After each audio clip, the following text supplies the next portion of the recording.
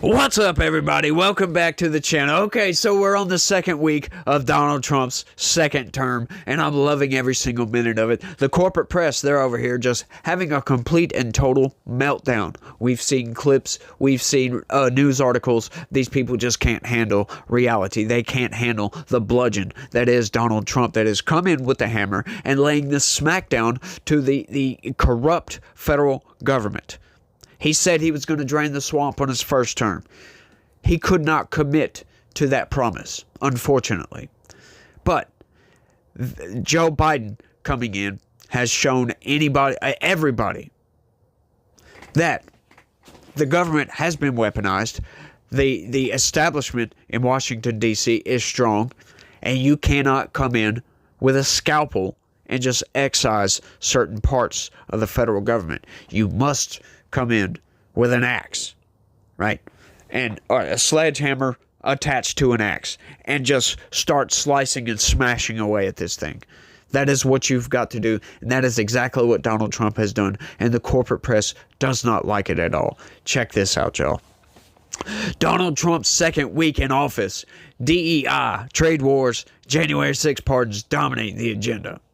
Oh, yeah, you got to love it. As a matter of fact, a lot of people are whinging about the January 6 pardons. There's been debate after debate after debate on this, right? And once again, I'm of the opinion that he should have not pardoned the violent people, right? As a matter of fact, he should have looked into the cases, but I understand what he wanted to do. He wanted to get the people out of jail, and that's the only way to do that quickly. They've served their time, for crying out loud.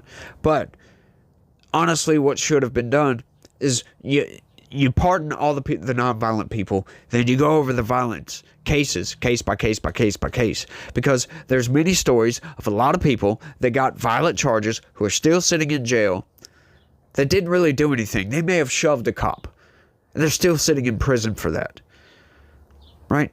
The minimum sentence for assault on a police officer is 2 years. Okay, so most of those people that were still in jail had been sitting in jail for twice that, for double that amount of time. So they've served their time, for crying out loud. If you just shoved a cop, pardon, right out. Outright, just boom. But for like that guy that tased the cop, commute that sentence. Boom. 4 years in prison for tasing a cop. I think you've served your punishment. There's been accountability. We should move on from this. But, you know, they're whinging about this constantly. But I think he should have, that was one of those situations that, you know, needed a scalpel, not a sledgehammer. And we got the sledgehammer. But once again, like I said, sometimes you just got to go in with sledgehammer. And that's what he did. That's what he did. Hey, we're going to have to live with that. It is what it is. Maybe he should have done it a different way. Justice, in my opinion, is still served. Although we're getting this argument that, oh, the party of law and order and police and back the blue, right? I got a lot of those comments. No, my opinion of that, in case any of those people happen to be watching, you don't just back the blue regardless, right? Back the blue no matter who. That's not how reality works. There are corrupt cops, right? You back the institution of the police. That's what you back. We are the party of law and order, or at least we should be. Things, you know, like January 6th is a stain on that. Outright. It's a bad day. It's not a good thing. Most people haven't said that, oh, we're glad that January 6th happened. Nah, it should have never got violent. The protest, fine, sure, whatever. You know, I would advocate for that same protest again. The violence, though, no, we need a rendition of that. We need to get that out of there. Get rid of that. But, you know, you can't just say back the blue no matter what, right? We need to get bad cops out of there. Humans, we're flawed people. We're a flawed species, right? We've got our bad apples. We've got our good apples, right? We got to back up the good apples, get rid of the bad apples, and move on. That's it. It's not just back the blue. It's back the good cops, get rid of the bad cops. But let's get into this, because once again, the corporate press is melting down outright. Check it out. President Donald Trump's second week in office seemed to deliver a daily dose of deliberate jolts for the country. That's what the country needs. Once again, there were chaotic reminders of his first term.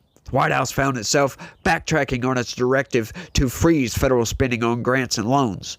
And the Republican president indulged unsupported accusations after a deadly plane crash near Washington. No, well, come to find out, those weren't unsupported accusations, were they? Trump also escalated his moves against the institutions that he was elected to lead. His administration ousted prosecutors who worked on Capitol riot cases and laid the groundwork for purging FBI agents. Yes, good thing, good thing. Elon Musk, Trump's billionaire ally, began efforts to dramatically downsize the federal workforce. Once again, a very good thing. The corporate press, they're whinging about it. Trump and his team had impressed even some of their critics with a steady stream of executive orders in their first week. The administration seemed better organized and more effective than the last time Trump was president. But in his second week, Trump's White House stumbled over itself with a confusing memo that was intended to freeze federal funding, causing disruptions and leading to lawsuits. A judge temporarily blocked the directive, and the memo was quickly rescinded. Then Trump responded to the deadliest American aviation disaster in decades by baselessly blaming diversity initiatives, demonstrating his willingness to shoehorn tragedy into his personal political crusades. Now, you love how they say that was baseless. Well, come to find out it wasn't baseless, was it?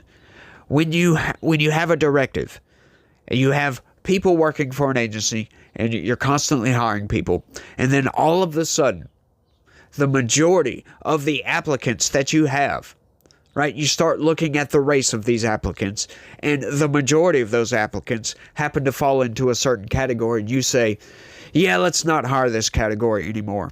That dramatically reduces the number of applicants you have, right? So that's going to dramatically reduce the amount of hires you make.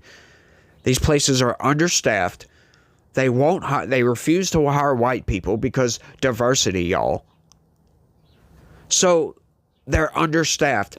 Come to find out, the people at the tower, that wasn't the only thing. We need to figure out what the pilot of that helicopter was thinking. But we're not going to be able to do that, are we? Right? This falls mostly on that helicopter pilot and the traffic control. Now, it falls somewhat on the traffic controller. All right, and there's some issues with that, right? But once again, Trump brings up an issue. It isn't necessarily the main focus of the problem, right? It's just ancillary to what actually happened, because the main focus, once again, is the pilot. But the traffic controller, he brings up this situation that needs to be fixed. And the corporate press jump on it and say, oh, it's a baseless claim. It was diversity, equity, and inclusion. That's not baseless, is it? No, but they will get out there and lie to the American people and try to make Donald Trump look bad. Undermining the aggregation of news, right? It's just insane what these people do. I can't stand it.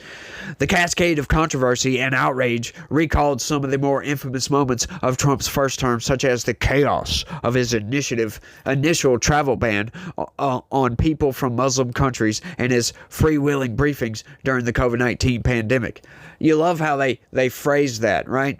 Oh, it's banning of Muslims, of people from countries.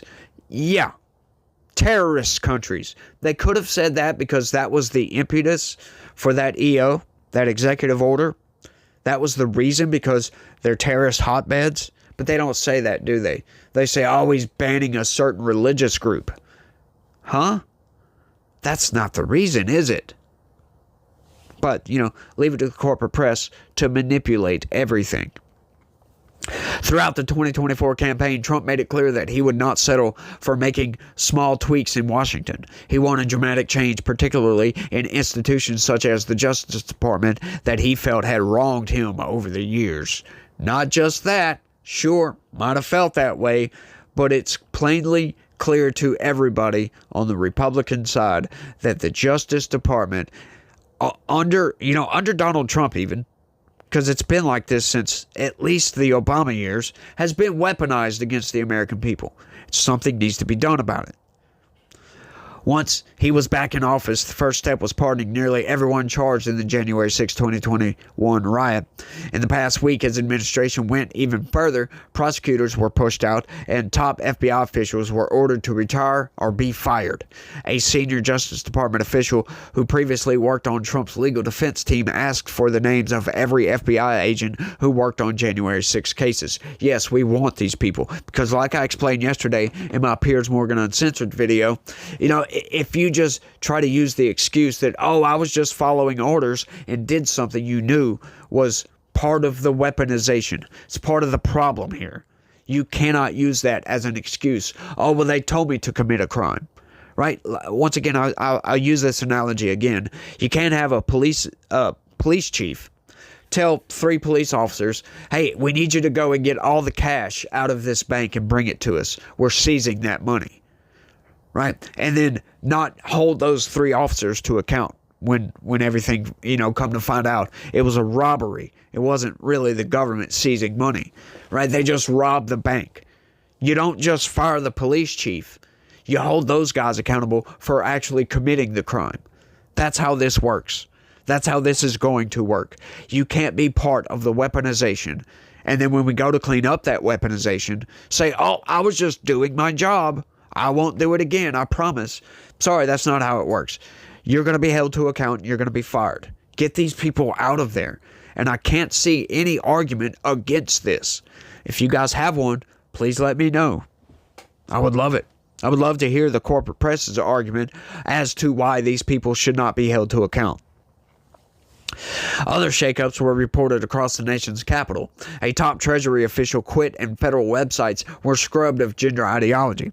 There appeared to be few, if any, limits to how far Trump and his allies would go to remake Washington. As Trump deals with various challenges facing the country, he has repeatedly pointed to efforts to promote diversity, equity, and inclusion in society, or DEI, as the root cause of multiple problems. Well, it kind of is, isn't it? One of Trump's earliest moves upon retaking the Oval Office was to issue orders to undo the federal government's DEI efforts. Trump and his supporters suggested such initiatives are discriminatory and lead to incompetence. Yes, they do. His administration is so intent on eradicating it from the government that it is requiring federal workers to report any surreptitious DEI programs that continue. But he hasn't stopped there. While investigators are just getting started on investigating the cause of a mid-air collision near Reagan National Airport between an Army helicopter and a jetliner, Trump began speculating that federal diversity and inclusion efforts were somehow to blame. No, he didn't say they were the main blame of it, but they are part of the problem, aren't they? Once again, we've already went over this, but this is the last little section of this, so we'll wrap it up here in a minute. The president could not back up those claims when repeatedly pressed on it by reporters in the White House briefing room. When asked why he thought diversity had something to do with the crash, he said, because I have common sense, okay? Yeah, there you go. Because common sense, once again, like I broke it down earlier, common sense tells you if you have X amount of people that are applicants, right?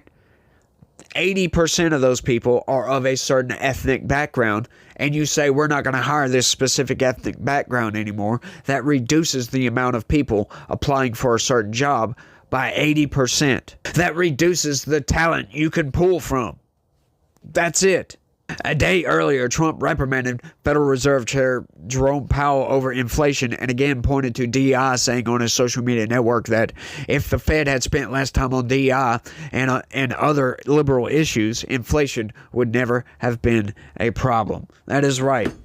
Hey, look, this focus on DEI is just ridiculous, right? It is part of the problem with everything that it touches. You've seen, in the private sector at least, DEI initiatives just rotting, crumbling to the ground. They're dropping these things left and right. Everybody is moving away from this because it is discriminatory. It's racist as hell. Because if you refuse, because, we got too many white people over here, that's racist. It's against the law. The 1964 Civil Rights Act prohibited race-based hiring practices, right? It pretty much prohibits race-based anything from any institution in America. regardless of the direction it goes in, right? If you're wanting to hire more minorities, you can't do that. Regardless if you think it's a good thing or not, regardless if you think it's justified, oh, we're serving justice over here, it's discriminatory, right? It's discrimination in a certain direction. That's all that is. It's not discrimination in a positive direction or a negative direction. It's just discrimination outright. And we have laws against this for a reason. It's insane what these people do. The way they try to twist reality, twist the narrative around to prove a point, I guess. Not sure what they're trying to do with this. But yes, we love this. We love that he's coming in and disrupting the federal government. Right? We don't trust the government very much. Not at all. There's a deep state element. These bureaucrats, they get in there and they only work to serve their own interests, to line their own pockets, to benefit themselves, right? And benefit their cohorts, if you will. That needs to be excised. And it's really hard to root that stuff out. So you have to take a sledgehammer to it. You need a wrecking ball to come in and just smash this whole thing to the freaking ground. That's what Donald Trump is doing, and I'm loving to see it. You know what? You know, if some of these, entitlement programs get cut, so be it. Who cares? People, we can't be of the mindset that we need to rely on the government to sustain our lives.